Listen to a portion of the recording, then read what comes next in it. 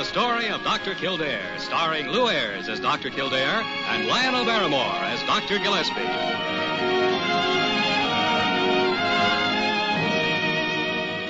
Blair General Hospital, one of the great citadels of American medicine. A clump of gray-white buildings planted deep in the heart of New York, nerve center of medical progress, where great minds and skilled hands wage man's everlasting battle against death and disease. Blair General Hospital, where life begins, where life ends, where life goes on. Well, Dr. Kildare, how nice to see you in clothes. I beg your pardon, Molly? Oh, now you know what I mean. Doctor's tunics may be all very well and good, but a suit of clothes really does something for a man. I'm glad you approve. What are you doing in Dr. Gillespie's outer office today? His nurse is on relief. You can find more excuses to get at that desk. Oh, well, I started looking after him 20 years ago, and I can't seem to break myself of the habit. I see. I'm not in here. Oh, aren't you? Might have known it'd be you. But what are you all dressed up for? Going out? How do I look? I don't like your tie. Oh, what's the matter with it? Knot's too big. A knot is not too big. It's just right. I hate big knots stuck under men's chins. Well, you aren't wearing this. Well, I'm looking at it. You won't be looking at it very long. I'm taking it right out of here. Where are you going? Got a date. With a girl? What else? Well, with you, it's hard to say. You could have a date with a test tube, somebody's sick cat, or a monkey in the zoo. All right. You don't have to elaborate any further. I have a date with a girl. Yeah. And a very pretty one. So if you don't mind, I'll be on my way. Who's taking care of things for you? Well, I haven't any emergency cases. One of the other doctors is standing in for me. Who's the girl? A gal from my hometown. Haven't seen her for several years. Think you'll know her when you do see her? I remember there used to be the prettiest little nurse in Hackensack. One day I went back there. Yeah? Well, that's another story. Where are you meeting her? At the zoo in Central Park. Why the zoo? Just thought I might get lonely for you. Get out of here. Just what I was going to do, Dr. Gillespie. Good night.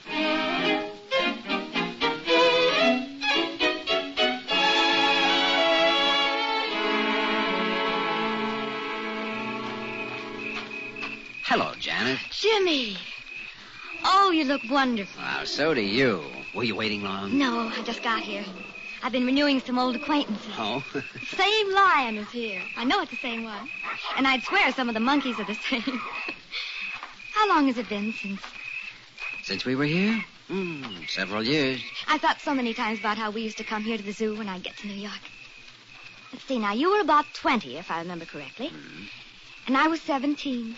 Life was a very serious thing in those days, wasn't it? It certainly was. We spelled it in capital letters. Spent every waking moment worrying about what we were going to do with it. Well, you got what you wanted when you were 20. You're certainly a successful doctor. Did you get what you wanted when you were 17? Hardly. At 17, I wanted to marry you. No. Well, anyway, you're lucky. It isn't much fun being a doctor's wife. I never heard your mother complain. No, she never did, but I know what her life was like. Not just days, but weeks would go by when she'd only see my father as he gulped a cup of coffee on his way out of a case or on his way to bed at some unholy hour.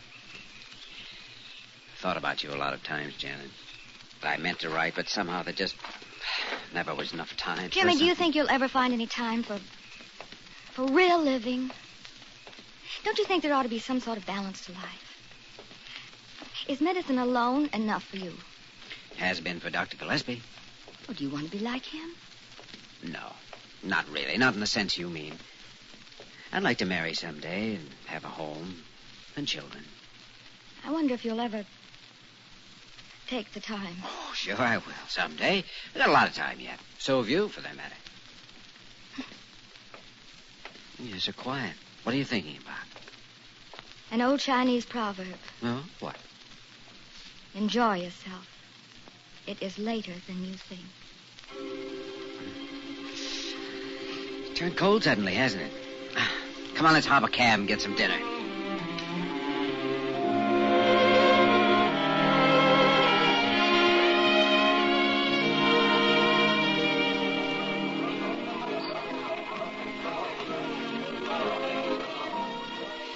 You were always the best dancer I ever knew, Janet. Oh, thank you. We used to dance a lot to this tune. Though there be pain and darkness too, I'll not complain. I'll see it through. The next line. Let's see. Oh, poverty may come to me. That's true. Now, wait a minute. You never could carry a tune. But I should get A for effort, or at least a D. Oh, Jimmy, it's so good to see you again. You know how I feel tonight. I feel as though some way we've gone back, and you're 17 again, and 20. Nothing is real except this moment. Oh, Jimmy, I wish nothing was. I wish nothing was. Oh, shall we get back to our table and have our dessert? I'm still hungry. So am I. Well, I'll be darned. Now, isn't that someone sitting at our table? It certainly is. Looks like... No, it couldn't be. Hello, Jimmy. Hello, Dr. Kildare. Well, you're certainly the last two people I expected to find here. Do you think you're the only one that can have an evening out? Oh, Janet, I'm sorry. May I present Dr. Gillespie and Miss Bird? This is Miss Norman. How do you know? How do you do, Janet? We do have our own table right over there. We just came over to chat for a moment. Why, Molly, how nice to see you in clothes. Oh. Well, you could hardly expect me to come to a place like this in my uniform. You're from Jimmy's hometown, Miss Norman. Yes, I am. Then you knew his father. Oh, I should say I did. He took care of me a few weeks ago when I had the flu. Huh? Hey, look at those kids. I always wished I could dance like that. Well, who could dance to that music? Oh, we could. Want to try it, Janet? Really? Of course. Sure. Excuse us. You go right ahead. We'll cheer you on from the sideline. Yes. Oh, my, she's a pretty little thing. Yes, she is. There they go. Say, look at them. They really can dance. Leonard, don't you ever dance anymore? Only when they play a tango. You never even danced a tango with me. Oh, yes, you danced a tango when you were taking out that girl from the folly. Molly, there are certain things much better left in the deep, dark past. Leonard, why didn't you ever marry? Well, I always meant to. But somehow I was always busy. Or you were. What? I was? Did you say I was? Well, you don't think that if I had married, I'd have married anyone else but you, do you? I wouldn't have dared. I wish I'd known that a long time ago. Oh, here they come. Sit down, Janet. I'll be all right in a minute. I feel so foolish. Something wrong? She got a dizzy spell on the floor. Here, drink a little water. That's right. She's as white as a sheet. Oh, I'm beginning to get my sea legs back now. I had the flu a while back. Oh, I told you that, didn't I? Anyhow, I guess I'm still a little weak from that. Gee, it's cold in here, isn't it? You'd better put your coat around you. Do you want to go? I think perhaps I'd better. I hate to break up the evening, though. Well, you've probably been overdoing it a little. Flu's sometimes much harder to get over than you realize. Well, it's been quite some time since I had it, though. Of course, I did lose a lot of weight. I suppose that takes time to get over, too. How would you like to spend the night in the hospital? I mean, you could have a room there. Oh, my goodness, no. No. There's nothing wrong with me that a good night's rest won't fix. I've felt like this 2 or 3 times before when I overdid. I'll be all right in the morning. Good night, Miss Norman. So nice to have met you, dear. Yeah, and I'm glad to have met you, too. I hope you feel better tomorrow. Thank you. Sure I will. Good night.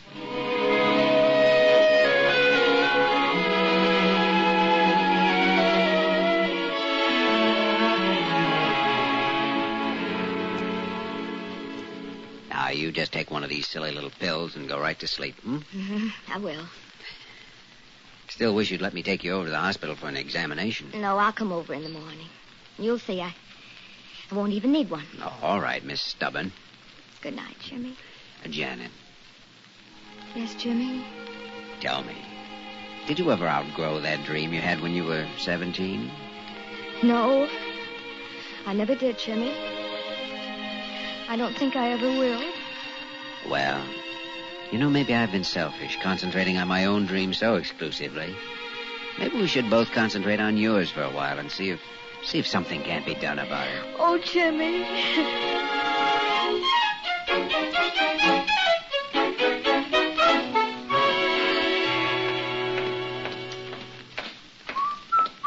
morning, Dr. Kildare. Good morning, you beautiful, ravishing creature, you. Say, someone should take your temperature. Morning, Kildare. Good morning, you divine, wonderful being, you. Kildare, you're crazy. Oh, sorry, Dr. Gillespie. I think you ought to have your head examined. Head? Then you're a very poor diagnostician. Oh, I am I? Sorry, can't stop any longer. She's waiting in my office. You're out of your mind. You're so right. Hello, Janet. Hello, Jimmy. How do you feel? Oh, better, I think. Still a little groggy, though. Just sit down. Now, we'll take your temperature. Oh, I'm sure I don't have to. Well, now, there's only one way to find out. Here, under your tongue. Mm. That's right. You know, I didn't get much sleep last night. Now, why? Kept dreaming of you. Now, what do you think you were saying to me? What? It's later than you think. Over and over all night. It's later than you think. Funny, isn't it? Then I'd wake up, I'd think of the strangest things. That blue formal you had for the senior prom. Do you remember it? Mm-hmm. And then the day I left for medical school, there was an early snowfall, and you had on a bright red cap. And when I kissed you goodbye, you were crying. I kept thinking of things like that all night. Things that happened years ago. Oh, Jimmy. Here, let me see the thermometer now. Oh, Jim. Come in. Oh, good morning, Miss Norman. Hello, Dr. Gillespie. Well, how is the patient, Kildare? Janet, afraid I'm going to have to order you to bed. Why? Well, your temperature's up a little. Oh, Well, there's nothing to worry about. Lots of things can cause the flu to flare up again. That's right. A few days in bed and you'll be as good as new. why? I certainly had no idea I was coming here to make a professional call, Jimmy. Janet, you know, you used to say you thought I'd make a fine doctor. Well, now you'll have a chance to see me in action. You'll have a chance to see if I'm as good as you thought I'd be. Jimmy, I put my life in your hands. Professionally. Or otherwise.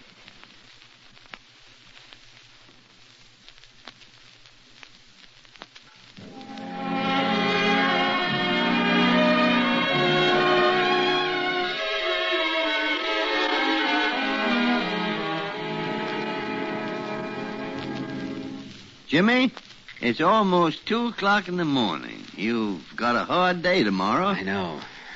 I was just standing here by the window thinking, or maybe I was praying, I don't know. These past 2 days since Janet entered the hospital, You won't help her any by losing your sleep. You examined her. Didn't you find anything different? Rapid pulse, heart murmur, temperature 103. Did you see the reports of the blood test? A high leukocytosis, 25,000 in the blood culture. The presence of short gram-negative rods, remnants of flu bacillus that have come detached from the growths on the valves of the heart and are carried by... The first time in my life I wish a report of yours didn't conform with a report of mine. I wish I were wrong. Jimmy, we've had cases of subacute endocarditis before. It isn't necessarily fatal. We know what to do. Complete rest, penicillin. Medical science has made great progress in this kind of case. Not many people realize what dangerous after effects the flu can have. Well, there are rare exceptions, Jimmy. Now, why does she have to be an exception? What is this girl to you, Jimmy? She might be a lot of things, Dr. Gillespie. She might be a lot of things.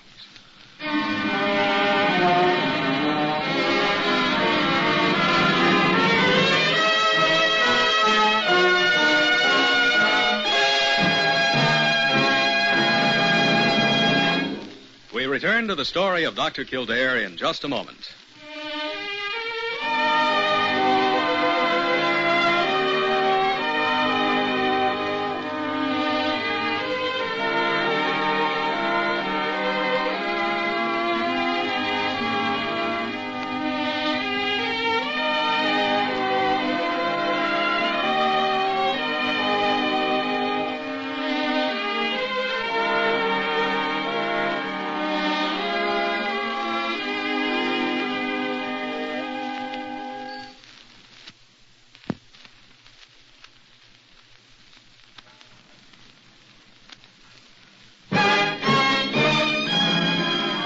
We continue with the story of Dr. Kildare, starring Lou Ayres as Dr. Kildare and Lionel Barrymore as Dr. Gillespie.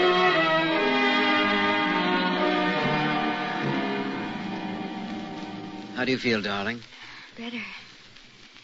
I'm very, very tired. Well, your temperature's down. Well, that's an improvement, isn't it? It certainly is. Now, we've got to keep it there. You look tired. Me? Oh, I am a little. A lot of troublesome cases? Yes, I've a lot of troublesome cases. Janet, when you get over this, I'd like to have a long talk about everything. Then, if you still want to, if you still think you could be happy as a doctor's wife. Jimmy. Is this... Am I to consider this a proposal? Grade A. Gilt-edged with a blue ribbon around it. Oh, Jimmy, if I get well, there's nothing that would make me happy. You know that. I didn't say if, Janet. I said when. I know. I'm the one that said if. Why? I don't know. Perhaps because of an old Chinese proverb.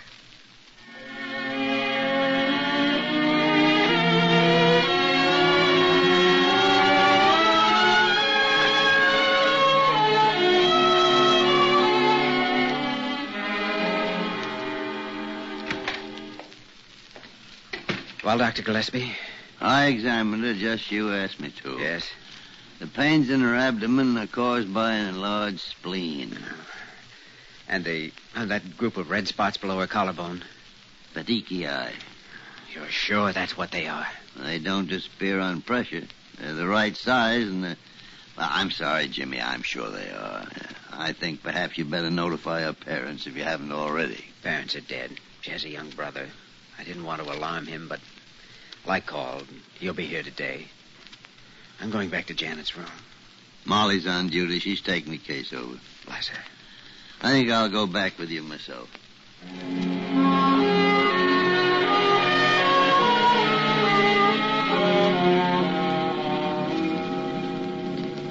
Temperature's high again. Heartbeat palpitating. Jimmy, Yes, darling. it was later, wasn't it? Oh, Later than we thought. no, now don't say that. Don't even think I know, it. Jimmy, I know. But it's late. It's very late. I'm going to get the digitalis, Jimmy. Yes. Yes, I don't want to leave her. You stay right here. I'll get it. How is she? She's failing. Developed into a pancarditis. I want the digitalis. I have it right here. Will it help? Well, I hope so. The muscle wall of the heart and the endocardium are both diseased, and the heart valves and muscles have become infected. If the digitalis doesn't work, she only's got a short time.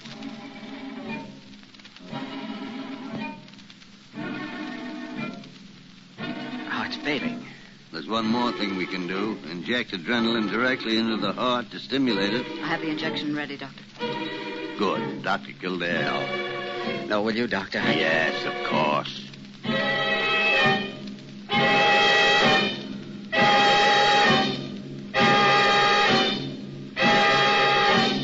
Janet?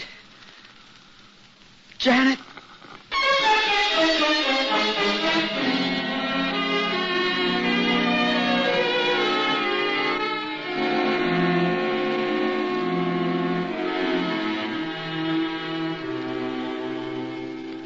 Bob, we tried everything we knew. There was nothing that medical science could do to save your sister's life. Well, she was all right when she came to New York. She didn't have any sign of heart trouble. How could it happen so fast? It was the results of the influenza. Well, then why wasn't that known before? Well, sometimes it takes quite a while for such symptoms to manifest themselves. By the time she collapsed, it was already too late. She was... Well, she was all I had. Yeah, I know, son. Do you know what I'm going to do? No. I'm going to study medicine. I'm going to specialize in heart disease, and well, maybe someday I can find a way to help someone with the same trouble. Son, I think that's a fine idea. And I'd like to do everything I can to help you. How about having dinner with me tonight, and we'll talk it over? Thanks, Dr. Gillespie. I'd like to. It's dark already. I didn't realize it was so late. This has been a very sad day for all of us. You wait here for me. Someone I got to talk to.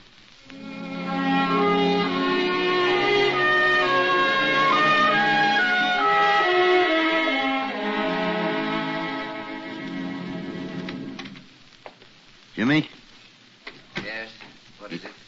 mind if I turn the light on? It's pitch black in here. No, I don't mind. How about some dinner? Janet's brothers are in here. No, I couldn't eat. Oh, now, look, you're too good a doctor to take an attitude like that. Am I? Well, I wasn't so good a doctor today, was I? Oh, now, Jimmy. And neither were you. In fact, the entire field of medicine didn't make such a good showing today, did it? We can't win every battle, Jimmy. We can try, but we can't always win. Dr. Gillespie, I don't think I want to be a doctor anymore. What? Well, what would you be? I don't know. Carpenter, laborer, maybe. I don't know. What good is it anyway? All the years of study, the work, the devotion that's demanded of you. And if you can't save a life, it really matters when the cards are down. Jimmy, it isn't one life that matters to a doctor. It's all lives. You've lost a case, and you'll lose others. But when the results are added up, you'll save a good many more than you'll lose. Do you think you're the first man that ever had to withstand loss and grief? A girl you know is dead, and the world died with her. But you're still living, and so is your oath, and so are the people you swore to help in that oath. Janet's brother's waiting in my office. He wants to take up medicine. Think of that now. He wants to study heart disease and maybe someday help someone who has the same illness his sister had. Well, I'm going to take him to supper. Good night. Dr. Gillespie, may I join you? Ah, certainly you may. I'm sorry. You're quite right. I don't know. Ah, Jimmy, what happened yesterday's already in the past. And from the pain and grief of yesterday comes the hope of tomorrow. Because the field of medicine's growing and expanding. Nothing can change what was written yesterday, Jimmy. But with study and work and faith, there's still hope of changing what might be written tomorrow. Shall we be on our way, Dr. Kildare? Yes, Dr. Gillespie. Let's be on our way toward tomorrow.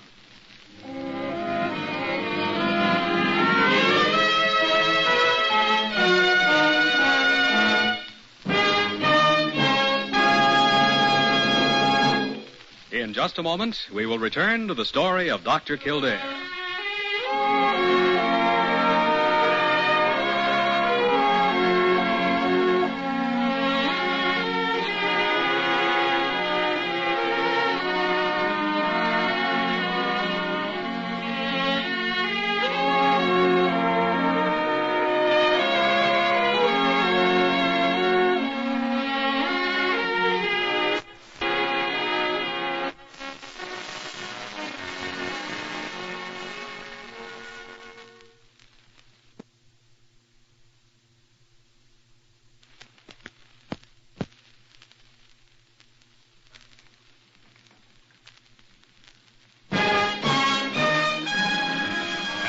Again, the story of Dr. Kildare, starring Lou Ayres as Dr. Kildare and Lionel Barrymore as Dr. Gillespie.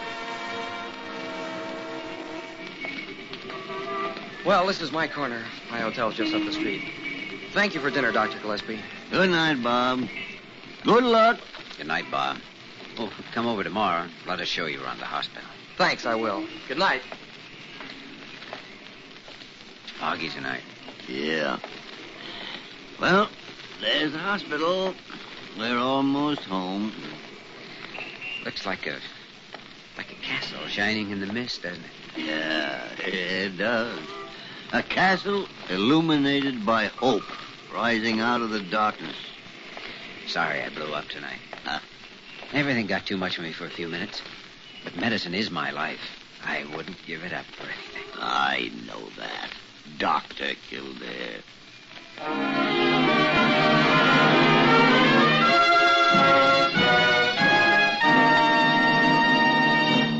You have just heard the story of Dr. Kildare, starring Lou Ayres and Lionel Barrymore. This program was written by Gene Holloway and directed by William P. Russo. Original music was composed and conducted by Walter Schumann. Supporting cast included Lorene Tuttle, Eleanor Audley, and Skip Homeyer. Dick Joy speaking.